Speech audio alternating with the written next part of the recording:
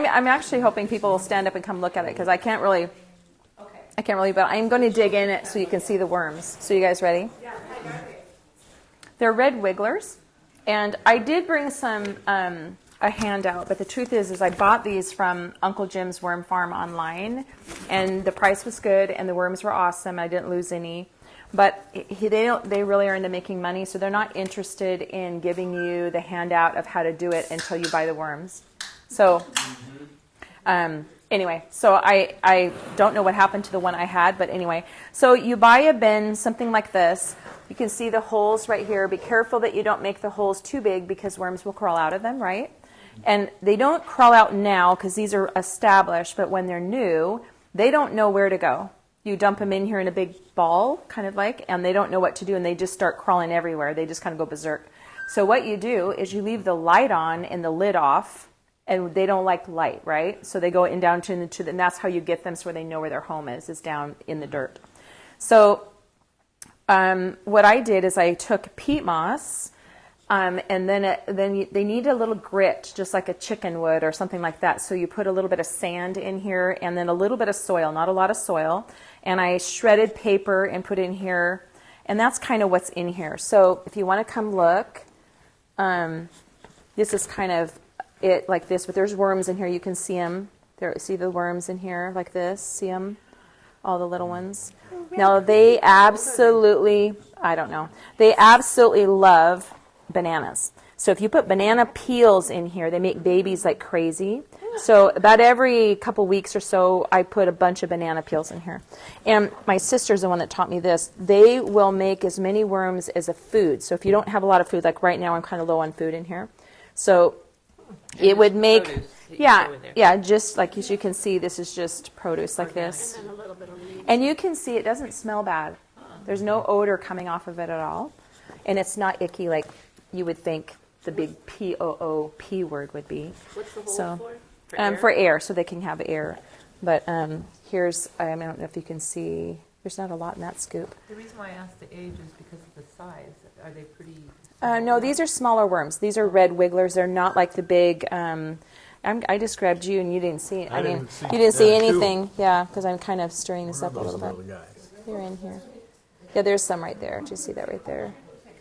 Anyway, and I need to, if you look this, sometimes you can see the earth move, like here's one right here, so. Oh, yeah. Yeah, so that's about the size they are. They're not huge, but they have ferocious appetites, and they eat a lot, and then, so in it probably about 2 or 3 months, you can start a new bin. So this is my second bin, and the more you feed them, especially bananas, and you keep them going and all of that, then you can just keep reproducing as much as you want, or not. Maybe you're just using it, and you just want to get rid of stuff, and you just want a little bit, or if you want a lot, you just keep making more bins, and that's how you do it, or you could have some big thing outside. They don't like the cold.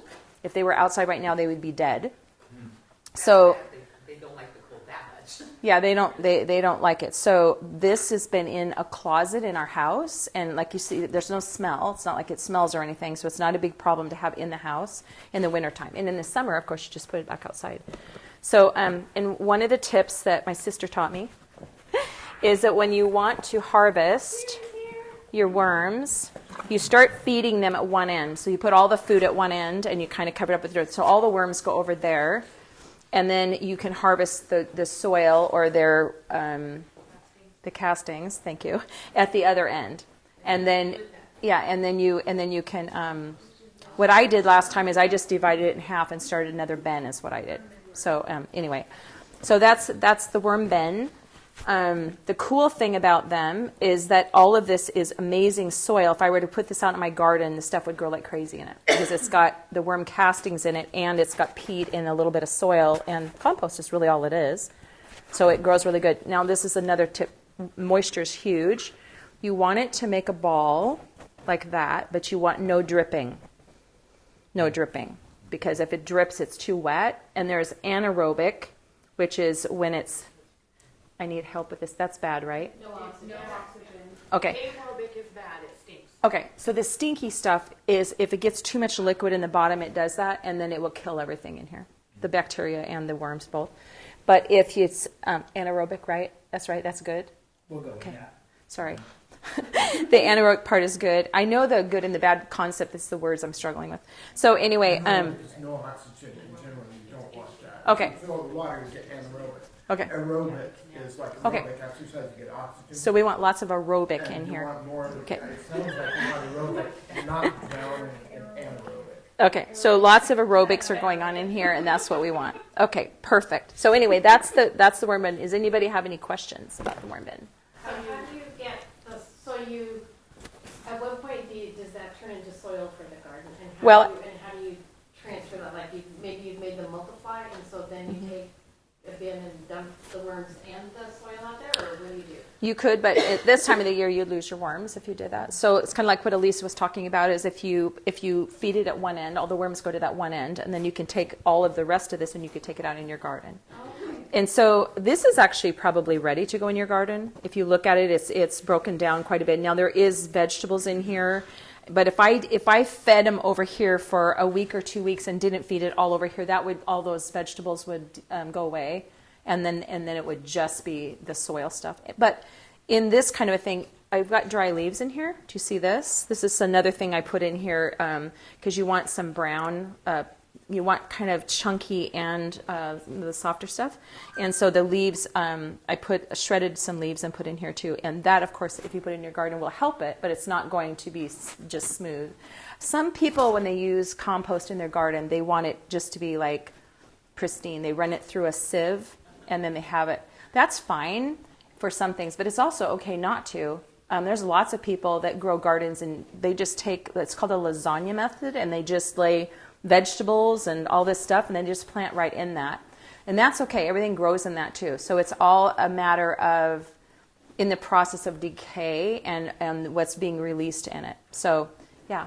And does that answer your question? Castings are supposed to be really great for growth, right? They're amazing. They're not high in like the stuff that burns your plants. They're not high in that, so you can just use it right away. But if you can actually buy concentrated worm castings, and that I would not plant directly in. But this, because it has the soil and stuff that you mix in it, the peat especially, it's not really an issue.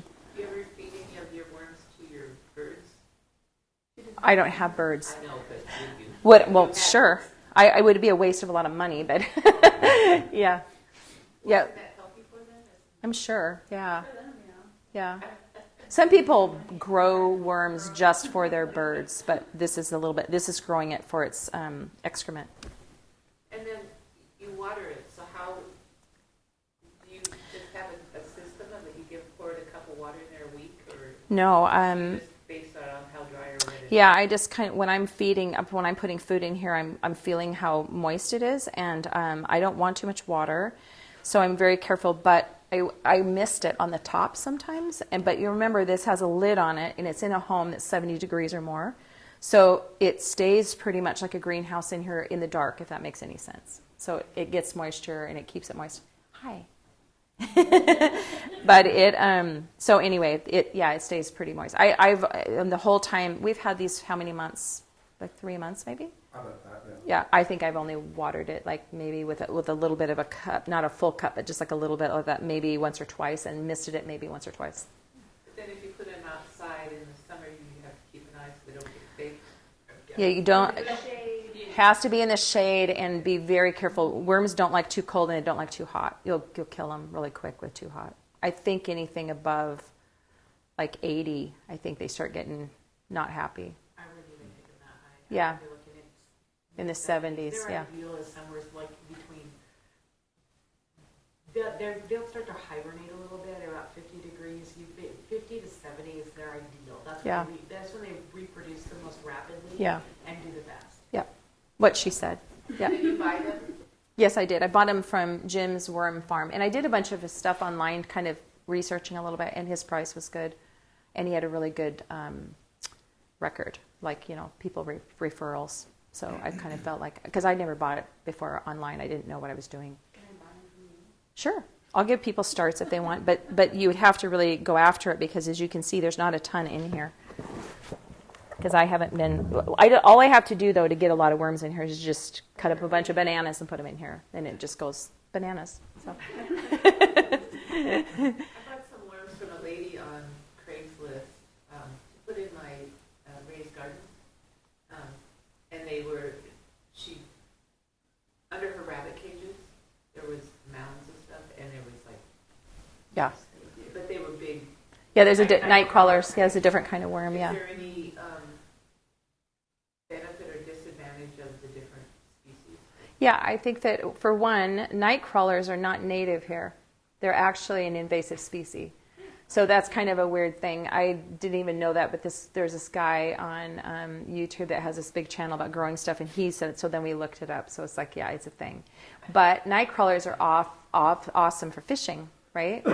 People. Yeah, but they're probably not the best. I don't know if you've been out and your garden is totally flat like that, and you walk out there in the wintertime when it's been raining, so it's all kind of flat and shiny, and then you see these little pile holes. That's kind of what a night crawler is doing. They're just kind of doing. It doesn't hurt anything, but these are meant for their casings and their lifestyle of eating a lot, and this is more of what a garden worm would probably potentially be like. Not that the others are bad. It's just that this is probably better for that kind of a thing. At least to make worm castings.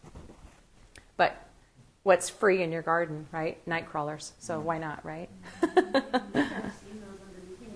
Yeah. It's true. Maybe. Yeah. One of the best ways to start a bed is actually to get a seed from an established bed. Yeah. My reason for that, explanation for that, when I first went to a worm composting class, I went to a thing that the Tacoma garbage people had a recycling program, and I went to their class, and they didn't have enough. Some of their worms that they had ordered, a couple of them, they came dead. So I let everyone else get there. It's not just being nice, right? And at the end, it's like, well, they had a huge homemade one that they had 2 or 3 of them on the campus that they used their lunch scraps and stuff they would throw in there. Well, I was kind of last, and they're like, so they went and just scooped some out of their bin to start mine. Yep. The thing is you've already got food that's already partially broken down. The worms already are in their environment. They don't have to find their home first. Yeah. So then you're establishing, you may not have as big a head count, but they're already there, they're healthy, and they know what to do. Yep. That's huge. So then you feed them well, and bananas are aphrodisiac, they will grow like crazy. It's true. They love And it. so I actually banana peel. peelings, you can give banana Both. too if you have Even banana both, waste, yeah. but most of us eat it. Yeah. If the bananas get overripe, it's perfect. Yeah, You they just love chop it. them up and throw them in here. Just cut it up small, and have one mouth, but yeah. Yeah. Yeah. But no, realistically, it's a really great way to start a bed. Is to actually start with one that's established. Yep. And get you a bumper sticker of bananas for one. Yeah, I love it. Does anybody else have any questions? So I do. Okay. So with that bin, are you going to take it to your garden at some point? And I know kind of the size of your deposits. Are those going to be like fairly sprinkled around in just a few sections? Or? I'm not actually going to put the worms in my garden. Oh. I actually want to keep this going. So my thing is I want this to harvest the castings from. Oh. Now, in the harvest of that, will I get a few worms in there? Yes. Mm-hmm. But that's not my goal. My goal is for the castings. On one side, because the worms are on the other side eating up. Well, that is when I'm ready to harvest it, yes. Normally I don't do that. Like right now, you can see it's just one big thing. I usually, too, what I did so you can see them, usually what I do is I scoop the dirt back. I lay in kind of a layer of the food, and then I scoop the dirt back over it. I don't kind of roll it like that. I usually kind of make it a little more in not a pile, but kind of a layer, I guess. Yeah. Yeah, kind of like that. So then when you take the castings out, you just sprinkle a layer on top, or you dig it in the garden? You could do either one, to be honest with you. I'd probably dig it in, there's nothing wrong with what they call side dressing. And like, let's say your plant grows like this, there's no reason why you couldn't just take the worm castings and kind of just go along the edge, and then that waters it in to the root. You could do that. It's probably the most efficient in the sense of you wouldn't need a lot to get the nutrition into your plant. So. I've heard that people put worms in their beds on purpose. Is it just for the castings, or is there benefit No, it aerates the dirt, but if you're wanting a lot of aeration, the night crawler would be a better option because that's kind of what it does, right? These guys are about eating and that kind of a thing. And they don't damage your plants? No, no. These, the compost pile, like your compost pile at home, if you were to take this and upend it in your compost pile, that would be amazing. Because that's exactly, I mean, they're going to go to town in there, right? Especially if you're doing it in the spring or the fall where the weather's perfect. Now, if you're in the summer, they're probably going to die. And if they're in the winter, they're probably going to die.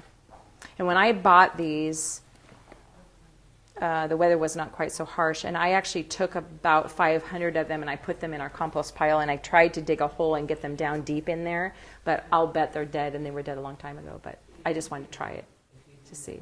But any more questions? Yep. Good. Thank you. I'm going to wash my hands.